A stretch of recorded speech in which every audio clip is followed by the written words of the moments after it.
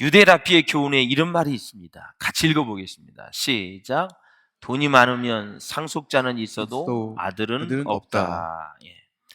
내 돈을 물려줄 사람은 있지만 진정한 의미에서 아버지와 어머니를 존경하는 자식은 없다. 있을 수도 있습니다. 그래서 고독은 실존인 것입니다. 실존이에요.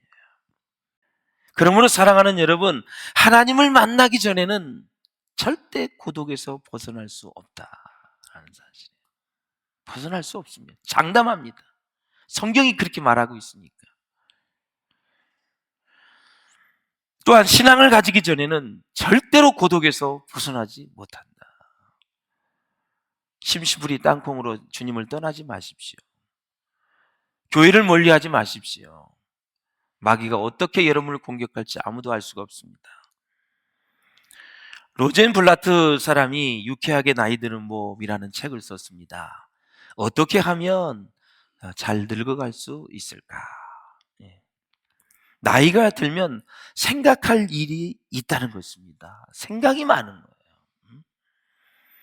혹시나 내가 사랑과 받지 못해서 지금 내가 고독하나? 이렇게 생각하지 말라는 것입니다. 사랑을 받아도 사랑을 못 받아도 늙은 사람한테는 다 고독하답니다. 다 고독하다는 거예요. 그리고 나이가 들면 남을 탓하지 말라는 것입니다. 이렇게 말합니다. 나이가 들었거든 이제는 믿어라. 의심을 해봐도 별 도리가 없는 것이니 쓸데없이 고민하지 말고 그저 믿어두어라. 하나님도 믿고 사람도 믿고 친구도 믿고 더는 남을 원망하는 미련한 인생이 되지 말라고 충고하고 있습니다. 그리고 하나님과 내가 1대1로 만나야 한다는 것입니다. 여러분, 죽을 때는 다 혼자 죽습니다. 같이 죽지 않습니다. 하나님과의 관계는 1대1입니다. 하나님 앞에 혼자 간다는 것입니다. 그러므로 고독하지 않으려고 몸부림치지 말라는 것입니다. 누구도 원망하지 말라는 것입니다.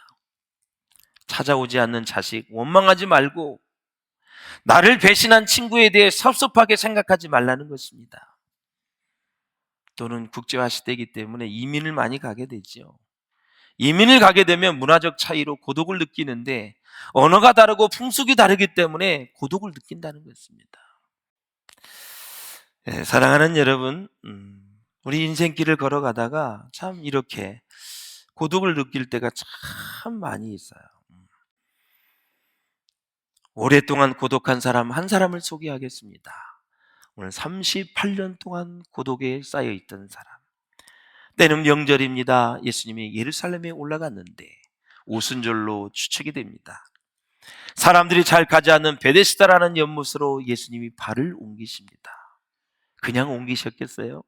38년 동안 고독을 느낀 그 사람을 생각하고 내가 저 사람을 고쳐줘야지, 죄를 사해줘야지, 구원시켜줘야지, 그 계획을 가지고 예수님이 발걸음을 옮기시고 기적을 들고 이 38년 된 환자를 찾아갑니다.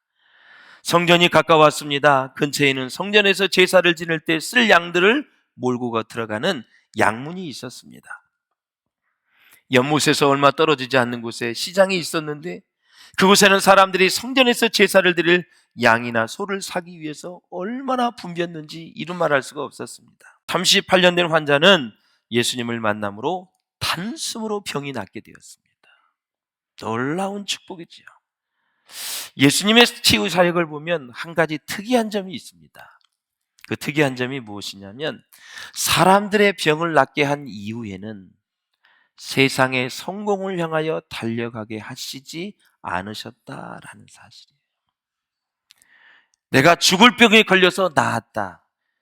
정말 위태로운 교통사고에서 내가 차가 다 폐차가 됐는데도 다치지 않았다. 목숨을 건졌다. 정말 천재지변이 일어났는데 내가 목숨을 건졌다. 이건 다 기적이거든요. 그 이유에는 여러분 세상의 성공을 위해서 살지 마십시오. 하나님의 영광을 위해서 인생을 불태울 수 있기를 주의 이름으로 축원을 드립니다. 열심히 기도해가지고 병이 나았어요. 그런데 또 세상의 성공을 향해서 자기 출세를 위해서 이렇게 한다면 아니 된다. 하는 사업이 너무너무 잘 되고 있어요. 그 누구를 위해서 잘 되라 그런 거예요? 하나님과 이웃을 위해서 잘 되라고 하나님이 축복해 주신 거예요. 잘 되는 것도 기적이에요. 망했다가 다시 일어나는 것도 기적이고요. 우리는 매일 기적의 삶을 영위하고 있기 때문에 그 기적을 맛본 사람은 절대 세상의 성공을 향해서 달려가지 마시고 하나님의 영광을 위해서 사는 결단이 있기를 주님의 이름으로 축원을 드립니다. 우리 예수님은 사람들로 하여금 꼭 믿음을 가지게 하시고 더 성숙한 신앙을 향하여 나아가게 하셨다라는 것입니다. 히스기야가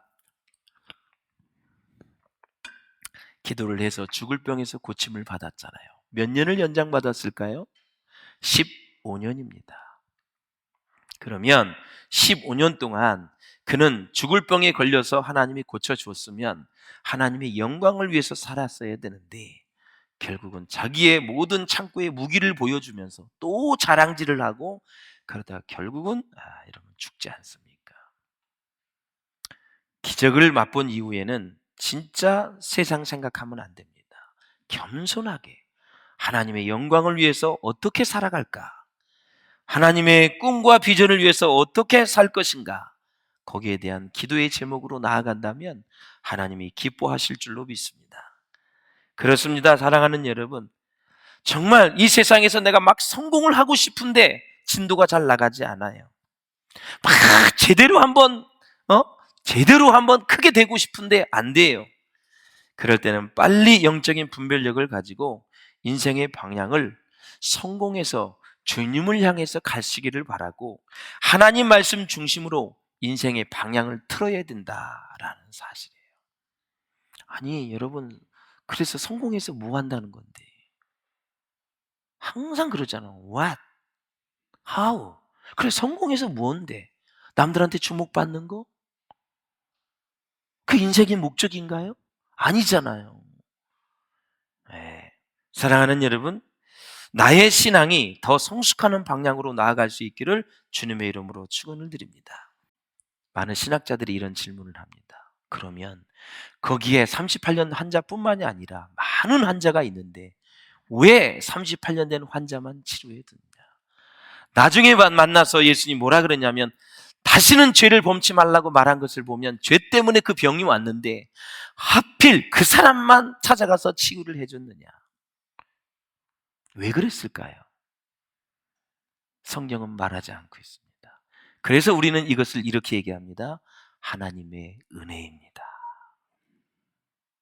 수많은 사람들 가운데서 왜 나를 이렇게 선택해 주셔서 거룩하고 복된 주일 아침에 이 11시 예배를 드리게 하시는가? 누가 설명할 수 있겠습니까? 하나님의 은혜입니다. 우리는 왜 1년에 한 번 경로잔치를 합니까? 뭇 어르신들을 밥 한 끼 섬기면서 선물을 드리고 공연을 해드리고 하루 즐겁게 해드리고 싶었습니다. 너무나 순수한 마음이죠. 하나님의 은혜인 것입니다. 여러분. 어제 갔던 많은 분들이 저에게 인사를 이렇게 해주시더라고요. 목사님, 비전교회 짱! 거의 다 이렇게 하고 가시더라고요. 밥 한 끼이지만 삼계탕 한 그릇이었지만 작은 선물이었지만 어르신네들을 생각해 주어서 고맙다. 어떤 분들은 울고 가시더라고요. 자식이 한 번도 찾아오지 않는데 한 번도 나오지 않는 교회에 나를 초청해 줘서 다 차량 운행도 해주고 맛있는 삼계탕도 주시고 공연도 보게 하시고 그리고 선물까지 주어서 요즘에 비가 많이 오는데 우산 선물 줘서 너무 고맙다고 눈물을 흘리면서 손을 한번 꽉 잡아주셨어. 그것으로 제 피로가 싹 풀어지고 주님의 영이 임재하시더라. 하나님의 영이 임재하시더라. 사랑하는 종아, 잘했다. 좋은 일을 했다. 여러분들이 얼마나 자랑스러웠는지 이루 말할 수 없어요. 200명이 넘는 사람이 와서 자원봉사를 해서 이 큰 일을 치고 있어요. 바깥에 전부 다 텐트를 치고 공연하는 사람은 어떤 사람은 다 이렇게 섬겨주시고 자기 자리에서 최선을 다하는 모습이 얼마나 보기 좋고 저는 우리 성도들이 짱입니다. 많이 해봐서 그런지 그냥 공동체 회장 우리 김경수 장로님, 전현숙 권사님 비롯해서 막 우리 행사위원회 우병국 장로님, 그냥 전체 행사위원들, 우리 성도들이, 학생 청년이 얼마나 또 많이 와서 하는지. 그들에겐 산 교육 아닙니까 여러분? 학생 청년 어린아이 때부터 어르신을 섬기는 이 훈련이 얼마나 좋은 모습입니까 여러분? 이럴 땐 다 데리고 나오셔야 돼요. 뭐라도 주고 휴지라도 주면서 이 행사가 뭘 하는지를 아이들에게 가르쳐 줘야 된다는, 보여줘야 된다는 사실이죠. 참 행복한 하루였습니다. 할렐루야. 사람이 하나님이 기뻐하신 일을 하면 하나님이 기쁨을 주시는 거예요. 예수님은 일부러 시간을 내어 베데스다 연못으로 가셨어요. 이 자체가 저는 얼마나 은혜가 되는지. 38년 너무 긴 세월이잖아요. 하늘을 바라보고 있는 어느 남자 곁으로 걸어가셨습니다. 네가 낫고자 하느냐? 인생에 가장 그에게 필요한 질문을 합니다. 네가 낫고자 하느냐? 다정하게 물으셨습니다. 병자는 이렇게 대답합니다. 주여, 물이 통할 때에 나를 못에 넣어주는 사람이 없어 내가 가는 동안에 다른 사람이 먼저 내려가나이다. 그 세월이 38년입니다. 한 사람도 나를 넣어주는 사람이 없습니다. 너무나 고독했고 너무나 외로웠고 너무나 정말 절망 가운데 있었는데 나를 내주는 사람이 없어요. 근데 참 대화가 이상해요. 낳고자 하느냐? 그러면 낳고 싶다고 대화를 해야지 넣어주는 사람이 없다고 얘기를 하는 거예요. 정신이 온전치 못해요. 네, 여러분. 사람이 육체의 병이 오래 들면요 정신도 어려워져요. 정신병이 오래 가면 육체도 어려워지는 게 인간이에요. 이 사람은 정신적이든 육체든 만신창이가 된 사람이에요. 대화도 할 줄 모르는 사람이에요. 지금 묻고 있는데 내가 낫고자 하느님은 낫고 싶습니다. 일어나서 걷고 싶습니다. 이렇게 해야 되는데 그렇게 하지 않고 있어요. 지금 대화 자체가 정상적으로 이루어지지 않고 있어요. 그러니까 예수님이 일어나 내 자리를 들고 걸어가라. 네. 근데 또 물이 동하거든 저 좀 거들어서 물에 들어가게 해주십시오. 또 그러는 거예요. 근데 예수님이 이 38년 환자에게 여러분 야단치지 않습니다. 야, 너는 몸이 병들더니 정신도 정신병자가 됐구나. 응? 정신 차려 이놈아. 그러지 않았습니다. 넌 생각이 글러먹었어. 이 우상에 빠져있더니 미신에 빠져있더니 지금 정신을 못 차리는구나. 그렇게 하지 않으셨어요. 사랑하는 여러분, 이미 38년 된 환자는 관절이 돌처럼 굳어버렸기 때문에 아무런 다리에 힘이 없는 것입니다. 그런데 먼저 걸어가야 물에 빠지든 뭐하든 하잖아요. 그러니까 예수님이 먼저 자리를 들고 일어나라. 성전 미문에 있던 안진뱅이를 일으키신 것처럼 38년 동안 얼마나 너 힘들었니? 일단 일어나. 너는 거기 안 들어가도 나을 수 있어. 내가 누군지 알아? 내가 메시아야. 내가 기적을 가지고 널 찾아왔거든.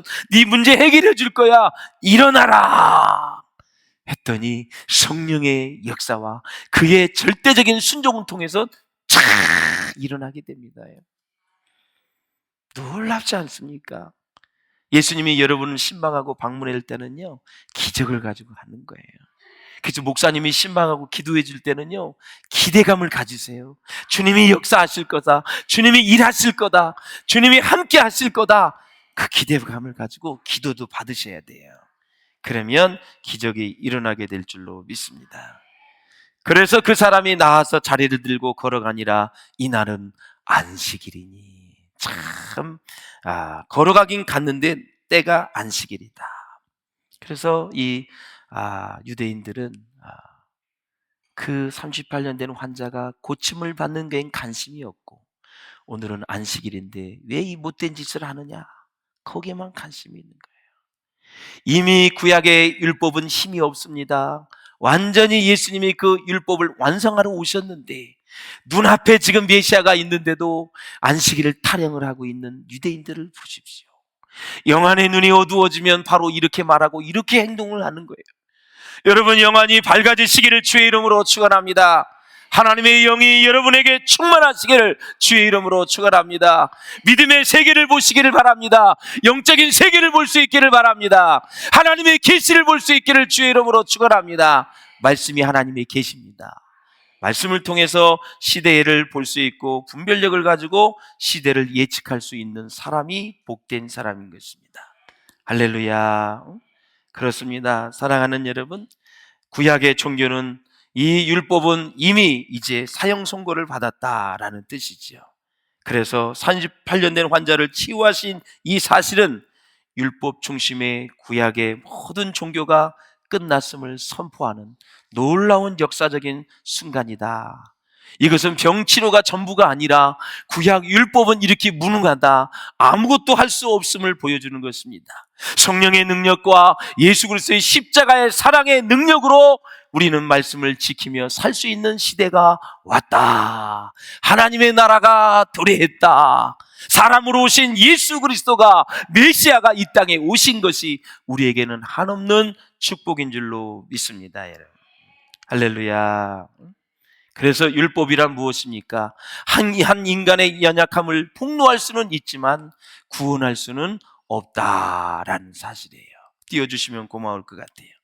여러분, 그래서요, 신앙생활에 지혜가 있어요. 그 나쁜 것을 막 폭로하면 사람들이 다 알지만 치유는 없는 것입니다. 이게 굉장히 중요한 거예요. 여러분, 율법이란 한 인간의 연약함을 폭로할 수 있지만 율법이 구원할 수 없다니까요. 우리가 신앙생활, 사회생활 할 때도 뭘 폭로하기를 좋아하는 사람이 있어요. 얻는 것이 없습니다. 치유의 대책이 있어야 되고 회복의 대책이 있어야 되는 거죠. 그래서 습관적으로 남의 단점, 어려운 점을 폭로하는 사람들 치고 잘 되는 사람 없습니다. 모든 사랑은 허물을 덮는다 그랬어요. 그러므로 사랑하는 여러분, 뭘 폭로하기 전에 이 문제로 인해서 어떤 문제가 발생할까를 생각하면서 막 직장 생활하면서 뒷담해가지고 여러분 낙마한 사람이 얼마나 많이 있습니까? 여러분, 취중에 얘기해가지고 그게 다 상사에게 보고 들어가가지고 어려움을 당한 사람이 얼마나 많이 있습니까? 갑자기 상사가 야 김대리 오늘 한잔 먹으러 가자, 그럴 때 조심하셔야 됩니다. 외국에 나서 이제 다 취중에 하는 말을 다 듣습니다. 여러분. 그런 상사가 저에게도 너무너무 많이 있었어요. 여러분, 저는 이제 술을 안 먹었으니까 뭐 욕도 많이 먹고 그래가지고 꼭 무슨 저기를 하려면 술을 먹여서 이 취중의 이야기를 듣더라고요. 그러니까 여러분, 늘 하나님 앞에 분별력을 가지고 살아갈 수 있기를 주의 이름으로 축원을 드립니다. 그런데 14절에 보니까 그 후에 예수께서 성전에서 그 사람을 만나 이르시되 보라, 내가 나았으니 더 심한 것이 생기지 않게 다시는 죄를 범하지 말라 그랬습니다. 그러니까 모든 질병의 원인은 여러 가지가 있지요. 자신의 잘못, 유전, 환경적 요인, 하나님의 영광을 위해서 또 죄의 결과로 나오는데 오늘 38년 된 환자는 죄 때문에 병이 왔다라고 확실히 얘기합니다. 그래서 죄를 짓지만 않으면 너는 병이 도지지 않을 것이고 건강하게 살아갈 수 있다는 것을 예수님이 말씀하고 계시는 거예요. 사랑하는 여러분, 사람은 세 가지 치유를 잘 받아야 돼요. 육체적인 치유, 정신적인 치유, 그리고 영적인 치유를 잘 받아야 돼요. 할렐루야. 예수님이 이 사람의 죄를 용서해 준 것은 영적인 치유까지 다 해주신 놀라운 축복의 현장이다라는 것입니다. 여러분, 김성일 씨를 잘 아십니까? 이 사람은 은혜로운 소설을 많이 쓴 사람이고 제 방에도 한 20, 30권의 책이 있는데 이분이 어떤 사람이냐면 이런 사람입니다. 어렸을 때 예수를 잘 믿었습니다. 그런데 커가면서 믿음을 버렸습니다. 여러분, 그래서 책을 잘 읽어야 돼요. 도서관에 가서 책을 많이 읽는 게 중요한 게 아니라 어떤 책을 읽는가 중요해요. 이 모태똥도요, 도서관에 들어가서 이제 공부하고 싶어서 책을 읽었는데 어떤 책을 읽었느냐? 공산주의 사상 막스의 책을 읽는 거예요. 그래서 결국 그게 뒤집어진 거예요. 그리고 모택동과 여러분, 나중에 모택동 북쪽 중심 베이징, 남쪽에는 다 장개석 그쪽에 가지고 싸워가지고 장개석이 져서 결국 대만으로 간 거고, 대만으로 가서 거기서 나라를 일으키고 일본의 육군사관학교 가가지고 공부를 해가지고 다시 대만을 와서 나라를 세운 사람 아니에요. 그 장개석 얘기를 들어보니까 이런 얘기가 있더라고요. 자기는 공산주의 사상을 심장병이라고 비유하고 일본 사람을 피부병이라고 얘기해요. 그래서 뭐냐 보니까 심장은 뛰다가 안 뛰면 죽는 거잖아요. 그만큼 공산주의는 무서운 사람들이다. 가장 싫어했고 자기가 일본에 가서 육군사관학교를 다니고 했어도 왜 일본을 싫어하느냐? 일본 사람은 피부병처럼 계속 괴롭게 한다는 거야. 이게 피부병이 계속 간질간질하고 막 후벼 파고 그래야 되잖아. 일본 사람을 그렇게 비우고 아주 끈질기게 괴롭게 한다 이거지. 예. 사랑하는 여러분, 우리가 이제 살아갈 때 그 책을 잘 읽어야 돼. 그래서 우리 아이들에게 좋은 양서를 해야 되는데 이 사람이 무슨 책을 읽었냐면 김성일 씨가 사르트르가 진 자유의 길이라는 책을 읽었어요. 이 사상에 공감을 한 거예요. 이 내용이 뭐냐면 누구든지 자기 식대로 살아야 되고 그러다가 저지르는 행동은 자기가 전적으로 책임을 져야 한다. 이것이 자유의 길이다. 가슴에 확 와닿은 거예요. 그래서 그는 신앙생활 이렇게 평가했어요. 예수 믿는 사람은 째째하게 날마다 주여 주여 하면서 애걸할 필요 없이 자기가 하는 행동은 끝까지 책임질 줄 아는 자신감 인생을 살아야 된다. 그러면서 예수 믿는 사람들을 폄하한 거예요. 무시한 거예요. 그래서 예수님을 마음속에서 지워버렸어요. 해방감과 자유를 누리며 몇십 년을 보냅니다. 그러다가 결혼을 한 아내가 위암 선고를 받습니다. 자신이 아무것도 책임질 수 없는 38년 된 환자와 같은 무력한 존재라는 사실을 깨닫게 됐지요. 아내를 병들게 한 것은 바로 나 자신이다 하며 자책감을 가졌어요. 왜? 날마다 술을 먹고 아내를 달달 볶고 외박을 하고 스트레스를 줍니다. 아내를 병들게 한 사람이 자기였기 때문에 자신이 책임을 져야 된다라는 거예요. 이 자유의 길이라는 책을 읽고 큰 소리 쳤지만 아내를 위해서 아무것도 할 수 없고 책임지지 못함을 그가 깨닫게 되었어요. 그래서 그는 중3 때 차버렸던 예수님, 그 예수님이 뼈아픈 고독 속에서 다시 찾아와 주셔서 자기를 만나 주신 거예요. 예수님이 십자가 위에서 자기를 위해 신음하고 계시는 모습을 보았습니다. 그래서 이 김성일 씨는 작심하고 새벽 기도를 시작을 했고 예수님의 옷자락을 붙들고 매달립니다. 어느 날 주님이 나타나셨습니다. 새벽에 일어나 걸어라 그랬어요. 일어나 걸어라. 주의 음성을 듣습니다.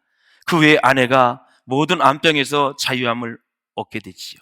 그는 완전히 고침받은 아내와 수십 년을 지금 기쁘게 살면서 지금 책을 쓰고 있습니다. 사랑하는 여러분, 주님이 생명을 살리는 일을 하고 계십니다. 그러니 우리도 생명을 살리는 일을 해야 될 줄로 믿습니다. 많은 영혼들에게 전도하고 그들을 주는 품으로 인도하고 함께 신앙생활하고 있는 모든 우리 동역자들에게 여러분들이 다 믿음 안에서 선한 사람이 될 수 있기를 바라고 그들을 치유의 길로 인도할 수 있는 은혜가 있으시기를 바라고 기적을 가지고 찾아오신 예수님이 오늘 이 시간 기적을 들고 여러분을 찾아가 줄 줄로 믿습니다.